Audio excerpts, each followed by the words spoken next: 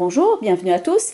Bienvenue sur cette vidéo dans laquelle je vais décrypter un tirage effectué avec le tarot de Marseille, avec un tirage qu'on appelle le tirage en croix. Et je vais donc vous expliquer les cartes obtenues, la synchronicité qu'il y a entre ces cartes et la question posée. C'est une question réelle.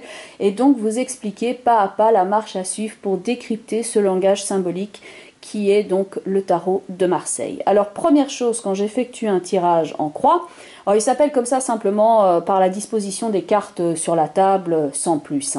Donc vous mélangez les cartes, peu importe la façon dont vous les brassez finalement, c'est la façon dont vous êtes à l'aise avec ça. Je sais qu'il y a des superstitions, il vaut mieux mélanger comme ci, couper de la main gauche et que sais-je.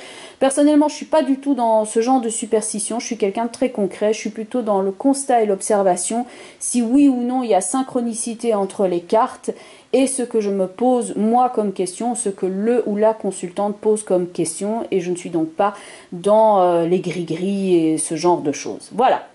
Donc la coupe, c'est tout simplement prendre la partie supérieure du paquet après avoir mélangé les cartes, vous la déposez à gauche, face vers vous, et puis vous prenez la partie inférieure du tarot restante et vous la découvrez et vous la déposez donc à droite. Donc ici la coupe, la roue de fortune et l'impératrice représentent particulièrement bien la question. Alors quelle était la question de base? Eh bien la question était celle-ci.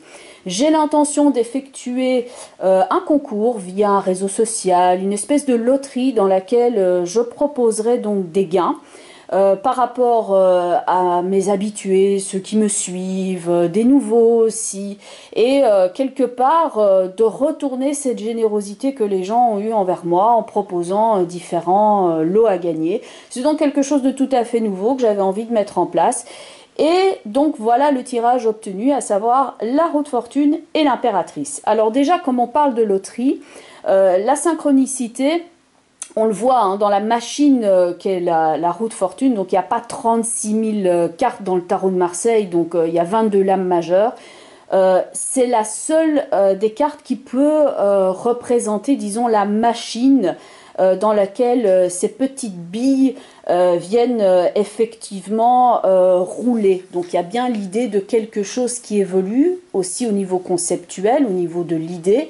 Et l'impératrice est justement une femme qui fait preuve de créativité dans le tarot et qui se projette bien dans l'avenir et qui a une nouvelle idée, quelque chose à laquelle elle a envie tout simplement de donner vie. Donc la roue de fortune avec l'impératrice, déjà c'est une coupe qui est assez jeune, assez fraîche, assez dynamique par rapport à la question et qui représente bien ce nouveau projet qui a tout simplement, qui va peut-être tout simplement être mis en place. Alors analysons maintenant. Eh bien, la première carte qui a été obtenue, voilà, je vais bouger celle-ci au niveau du tirage. Alors, la première carte que vous allez donc disposer à gauche, voilà, donc je vais simplement essayer de manipuler la caméra, voilà, pour vous montrer la disposition globale des cartes. Donc, la première carte, on la dispose à gauche, donc vous voyez bien la croix qui est là sur la table. Donc, j'ai laissé les autres cartes découvertes pour l'instant. La première carte que vous prenez, c'est donc une carte que vous allez positionner tout à gauche. Et celle-ci va représenter de nouveau un aspect important de la question ou alors le ou la consultante que vous avez en face de vous. Donc ici,